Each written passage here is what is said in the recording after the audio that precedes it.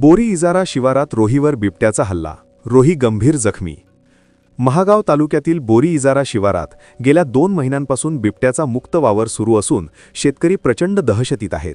याचा थेट परिणाम दैनंदिन शेती कामांवर होत आहे। आज दिनांक 13 जानेवारी 2026 रोजी परसराम डवरे माजी जिल्हा परिषद सदस्य व आयुब काका हे शेतात गेले असता त्यांच्या कलिंगड पिकाच्या शेतात एका रोहीवर बिबट्याने हल्ला केल्याचे आढळून आले। या हल्ल्यात रोही गंभीर जखमी झाला असून पाठीवर पंजाने रक्तबंबाळ जखमा झाल्या आहेत। या घुमस चक्रीत 2 एकर क्षेत्रातील कलिंगड पिकाचे मोठे नुकसान झाले आहे। घटनेची माहिती मिळताच शेतकरी नेते मनीष जाधव यांनी घटनास्थळी भेट देत वनपरिक्षेत्र अधिकारी मेश्राम व वनपाल चिरमाडे यांना कळवून जखमी रोहीचे रेस्क्यू व उपचार करण्याची मागणी केली।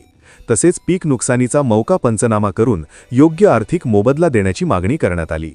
वन्यजीवाच्या हल्ल्यात काल रात्री आयुबभाई यांच्या कलिंगड या पिकाच्या शेतामध्ये मोठा थरार झाला। बिबट्याने या वन्यजीवावर हल्ला करून त्याला गंभीर जखमी केले असून या बोरी इजारा परिसरामध्ये मोठ्या प्रमाणावर वन्यजीवाचा वावर आहे। दुर्दैवाने वन विभाग या प्राण्यांचा बंदोबस्त करण्यामध्ये पूर्णतः अपयशी आहे। होणारं नुकसान हे लाखात असते आणि मिळणारी मदत ही हजारात असते।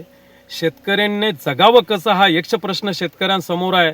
जगण्याची उमेद गमावून बसलेल्या शेतकऱ्यांना वन विभागाने एक शाश्वत धोरण घेऊन राज्य शासनाने देखील पीक संरक्षण कायदा अस्तित्वात आणून या शेतकऱ्यांना दिलासा द्यावा, अन्यथा शेती सोडून आम्हाला स्वतःला स्थलांतरित करून घ्यावं लागेल।